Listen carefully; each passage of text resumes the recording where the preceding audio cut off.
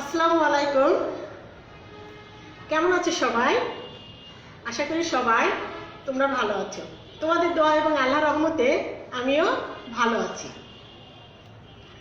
আমরা করোনাকে জয় করে আবারও অতি দ্রুত বিদ্যালয়ে ফিরে আসব ইনশাআল্লাহ। কি বলো, তাই না বন্ধুরা? হ্যাঁ, আজকে এক সপ্তাহ পর আমি আবারও তোমাদের মাঝে গণিত বিষয় নিয়ে উপস্থিত হয়েছি। ক্লাস শুরু করার আগে আজকে আমি আবার আমার পরিচয়টা দিয়ে নেই। আমি মোসাম্মদ হোসনে আরা, সহকারী শিক্ষক, মাজিরা মডেল সরকারি প্রাথমিক বিদ্যালয়, শাহজাহানপুর, বগুড়া। বন্ধুরা, তোমরা জানো PECE অনলাইন স্কুলে শুধুমাত্র পঞ্চম শ্রেণীর শিক্ষার্থীদের জন্য ক্লাস হয়। আমি আজকে তাই আবারও আমার পঞ্চম শ্রেণীর প্রিয় শিক্ষার্থীদের জন্য ক্লাস নিয়ে উপস্থিত হয়েছি। আমি আজকে পঞ্চম শ্রেণীর অধ্যায় 3 চার প্রক্রিয়া সম্পর্কিত সমস্যাগুলি নিয়ে আলোচনা করব। এর আগে এই অধ্যায় থেকে আমি আরও 2টা ক্লাস নিয়ে আলোচনা করেছি। আজকে তোমাদের দেখো, তোমাদের পাঠ্যপুস্তকের, তোমাদের এই পাঠ্য বইয়ের অনুশীলনী 3 পৃষ্ঠা নং 20 প্রশ্ন নং 14, 15 এবং 16 নিয়ে আমি আলোচনা করব। প্রশ্ন নং 14, 15 এবং 16 নিয়ে আলোচনা করব। তোমরা তোমাদের বইটা ঝটপট বের করো এবং খাতা কলম নিয়ে সবাই প্রস্তুত হয়ে যাও। 14 নম্বরে কি সমস্যা আছে? আয়শা 72 টাকা দিয়ে 3টি খাতা কিনলো। 12টি খাতা কিনতে তার কত টাকা লাগবে? আয়শা 72 টাকা দিয়ে 3টি খাতা কিনলো। 12টি খাতা কিনতে তার কত টাকা লাগবে? তাহলে বন্ধুরা, চলো আমরা এই সমস্যার সমাধানটা কিভাবে করব সেটা নিয়ে আলোচনা করি সবাই মিলে একসঙ্গে। আয়শা 72 টাকা দিয়ে 3টি খাতা কিনলো। 12টি খাতা কিনতে তার কত টাকা লাগবে? কি বের করতে বলছে? টাকা বের, কত টাকা লাগবে। 72 টাকা দিয়ে 3টি খাতা কিনলো, যেহেতু আমাদের কি বের করতে হবে, টাকাটা বের করতে হবে, কত টাকার পরিমাণটা বের করতে হবে। তাহলে দেখো 3টি খাতা কিনতে কত টাকা লেগেছিল, 72 টাকা। আয়শা 3টি খাতা কিনলো 72 টাকা দিয়ে। তাহলে 12টি খাতা কিনতে তার কত টাকা লাগবে আমরা বের করব। তাহলে দেখো আমাদের যে জিনিসটা বের করতে হয় সেটা ডানে রাখতে হয়, আর বাকিগুলো বামে থাকতে হয়। তাহলে আমাদের যেহেতু টাকার মূল্যটা বের করতে হবে, তাই টাকাটা ডানে রাখতে হবে আর খাতাটা আমাদের বামে থাকবে। এই জন্য আমরা এভাবে লিখবো, আয়শা 3টি খাতা কিনলো কত টাকা দিয়ে, 72 টাকা দিয়ে। তাহলে আমরা লিখবো 3টি খাতা কিনলো 72 টাকা দিয়ে। দেখো আমি আয়শা লিখেছি উপরে, আয়শা 3টি খাতা কিনলো 72 টাকা দিয়ে। 3টা খাতার দাম যদি 72 টাকা হয়, একটি খাতার দাম কত টাকা হবে, চলো। অতএব একটি খাতা কিনলো কম হবে, কম হলে কি করতে হয়, ভাগ করতে হয়। আমরা জানি বেশি হলে গুণ করতে হয় আর কম হলে ভাগ করতে হয়। তাহলে আমরা ভাগ করব। আমরা চলো ভাগ করি। 72 ভাগ 3 টাকা। 3 দিয়ে যদি 72কে ভাগ করা হয় কত হবে, আমরা কিন্তু জানি 3 দিয়ে 72কে ভাগ করলে কত হয়। তাহলে চলো আমরা একটু রাগ করে নেই। তোমরা অনেকে মুখে মুখে ভাগ নাও করতে পারো, তারপর আমি একটু রাগ করি। 3 প্রথমে কতের মধ্যে ভাগ যাবে, 7-এর মধ্যে। 3 7-এর মধ্যে কয়বার যাবে, 2 বার যাবে। 3 বার দিলে বেশি হবে, তাই আমরা 2 বার দিব। 2 বার দিলে কত হবে, 6 হবে। 3 দুগুণ 6। বিয়োগ করি, বিয়োগ করলে কত হবে, 1। এখন আমরা 2 কেটে নিয়ে আসি, কত হলো 12। 3 12-এর মধ্যে কয়বার যাবে, 4 বার যাবে। কত হবে, 3 4-এ 12, 0। এখন দেখো আমাদের কত হলো, 24 টাকা। তাহলে দেখো একটি খাতার দাম কত হইল, 24 টাকা। একটি খাতার দাম 24 টাকা। কয়টি খাতার দাম বের করতে বলছে, 12টি খাতা কিনতে তার কত টাকা লাগবে, অর্থাৎ আমাদের 12টি খাতার মূল্য বের করতে হবে। তাহলে যেহেতু আমরা একটি খাতার মূল্য পেয়ে গেছি, তাহলে আমরা কি করতে পারবো, 12টি খাতার মূল্য খুব সহজে বের করতে পারবো। চলো আমরা দেখি এখন কি করব। একটি খাতার দাম কত টাকা, 24 টাকা। অতএব 12টি খাতার দাম কি হবে, বেশি হবে। বেশি হলে কি করতে হয়, আমরা জানি বেশি হলে গুণ করতে হয়। আমরা গুণ করব। গুণের নিয়ম কোন দিক থেকে করব, আমরা ডান পাশ থেকে আমরা গুণ করব।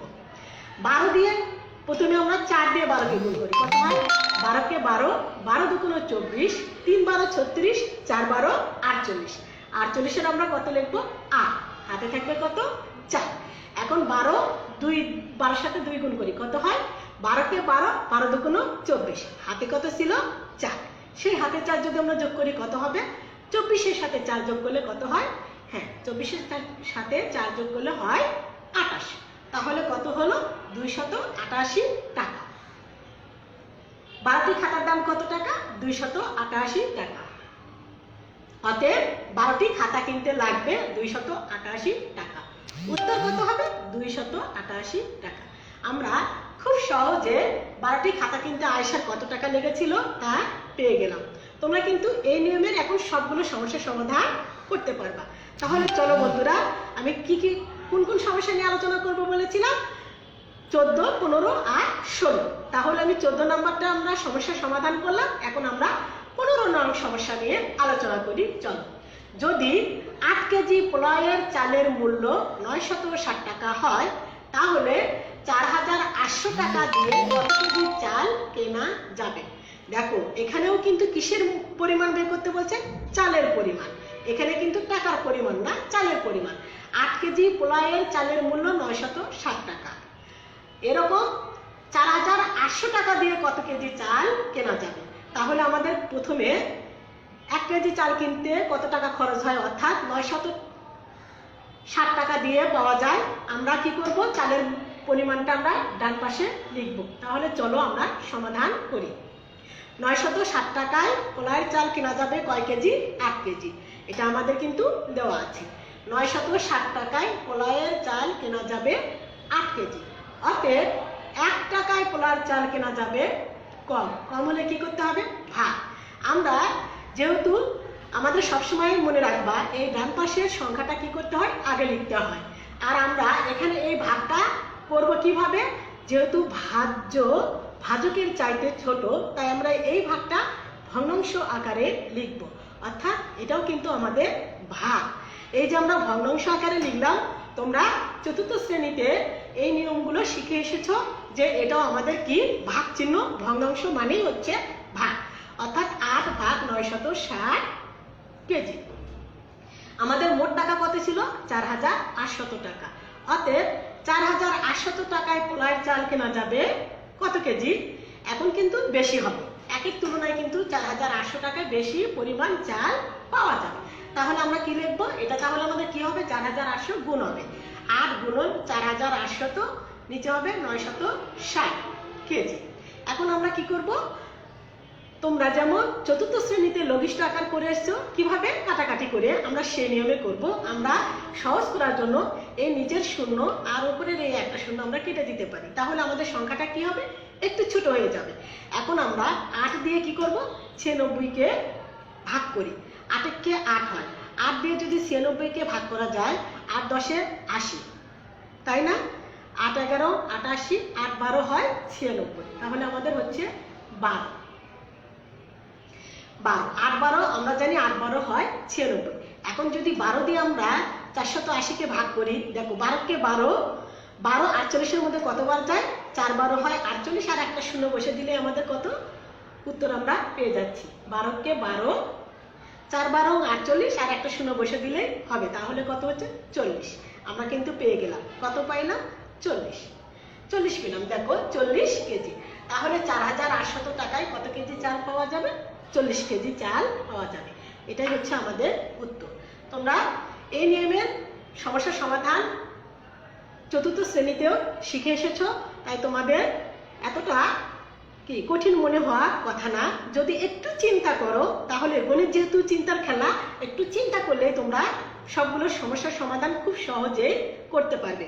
বন্ধুরা, আমরা 15 নং সমস্যার সমাধানটাও পেয়ে গেলাম। তাহলে চলো বন্ধুরা, এখন আমরা 16 নং সমস্যার সমাধান নিয়ে আলোচনা করি। 16 নং সমস্যায় তোমাদের কি ছিল? দেখো বইয়ে দেখো দেওয়া আছে, একটি মোটর সাইকেল 12 লিটার পেট্রোল দিয়ে 300 কিলোমিটার যেতে পারে। একটি মোটর সাইকেল আমরা সবাই চিনি 12 লিটার পেট্রোল দিয়ে 300 কিলোমিটার যেতে পারে। 100 কিলোমিটার যাওয়ার জন্য কত লিটার পেট্রোল লাগবে? এখানেও দেখো পেট্রোলের পরিমাণ বের করতে বলছে, যে 100 কিলোমিটার যেতে 300 কিলোমিটার যায় কত লিটার পেট্রোল দিয়ে? 12 লিটার পেট্রোল দিয়ে। তাহলে 100 কিলোমিটার পেট্রোল দিয়ে কত লিটার যাবে আমরা বের করি। চলো আমরা লিখি, 300 কিলোমিটার যেতে পেট্রোল লাগে 12 লিটার। 300 কিলোমিটার যেতে পেট্রোল লাগে 12 লিটার। অতএব